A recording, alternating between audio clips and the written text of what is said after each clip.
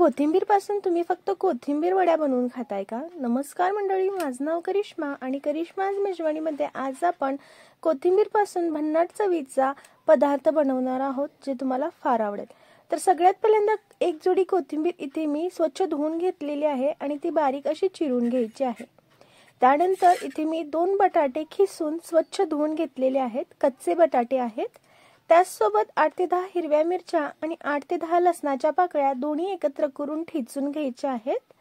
आणि त्यानंतर आता यामध्ये 1 चमचा धना पावडर टाकून घेऊयात, 1 चमचा भाजलेल्या जिरेची पावडर आणि पाव चमचा हिंग टाकून घ्यायचं। हिंग टाकल्यामुळे छान अशी चव येते आणि डायजेशन साठीही मदत होते। त्यानंतर 1 चमचा मीठ टाकून घेऊयात, सोबतच 1 चमचा गरम मसाला पावडर टाकून घेऊयात, 1 चमचा आमचूर पावडर टाकून घेऊयात किंवा चाट मसाला टाकून घेऊयात, किंवा ते दोन्ही नसतील तर अर्धा लिंबू पिळून घ्या। त्यासोबत 1 चमचा ओवा टाकून घेऊयात, त्यासोबत 2 चमचे पांढरी तीळ टाकून घ्यायची आहे आणि अर्धा चमचा इथे मी जिरे टाकून घेतलेले आहेत। आता यामध्ये मी 2 चमचे कॉर्न फ्लॉवर टाकून घेत आहे, किंवा तुम्ही त्याऐवजी तांदळाचं पीठ देखील वापरू शकता, पण इथे मी 2 चमचे छोटे कॉर्न फ्लॉवर टाकून घेतलेला आहे आणि सोबतच 1 वाटी बेसन पीठ घेतलेलं आहे। वाटीचं साईज तुम्ही बघू शकता, एक जोडी कोथिंबीरसाठी मी 1 वाटी पहिल्यांदा बेसन पीठ टाकून घेतलेलं आहे। आता हे छान असं मिक्स करून घ्यायचं आहे, पाणी टाकायची गरज लागत नाही, कारण की कोथिंबीर आपण स्वच्छ धुवून घेतलेली आहे, त्यामुळे त्यामध्ये सुद्धा ओलावा आहे आणि बटाट्यामध्ये देखील ओलावा आहे। आता हे छान असं सगळं मिक्स करून घ्यायचं, एकजीव करून घ्यायचं आणि गरज लागल्यानंतर अजून थोडंसं यामध्ये बेसन पीठ टाकून घ्यायचं आहे। तर मला इथं पुन्हा 1 वाटी बेसन पीठ टाकायची गरज लागलेली आहे, त्यामुळे इथे मी आणखीन 1 वाटी बेसन पीठ टाकून घेतलेलं आहे आणि छान असं मिक्स करून घेतलेलं आहे।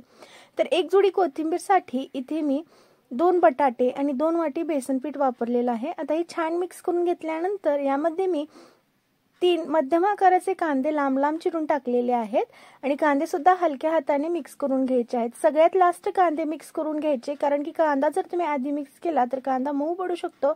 अगदी कुरकुरीत राहण्यासाठी लास्टला आपल्याला कांदा यामध्ये मिक्स करून घ्यायचा आहे। कांदा मिक्स झाल्यानंतर हातामध्ये यामधलं थोडंसं पोर्शन मिश्रण घ्यायचं आणि दोन्ही हाताच्या मदतीने असं टिक्कीचा किंवा कटलेटचा किंवा वड्याचा जो शेप असतो तो शेप देऊन घ्यायचा आहे आणि गरमागरम तेलामध्ये मध्यम आचेवरती तळून घ्यायचं आहे। तुम्हाला जर कटलेट बनवायचे नसतील तर तुम्ही जसं आपण भजी बनवतो त्या पद्धतीने देखील बनवू शकता।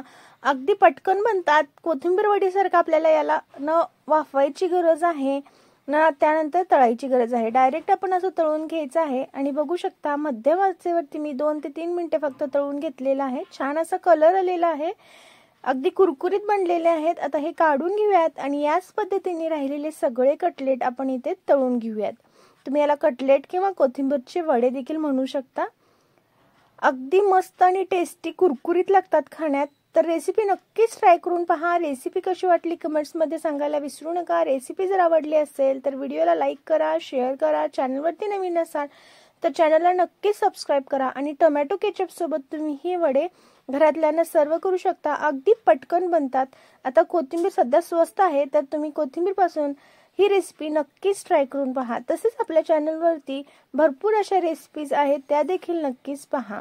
वेळात वेळ काढून व्हिडिओ पाहिला त्याबद्दल धन्यवाद।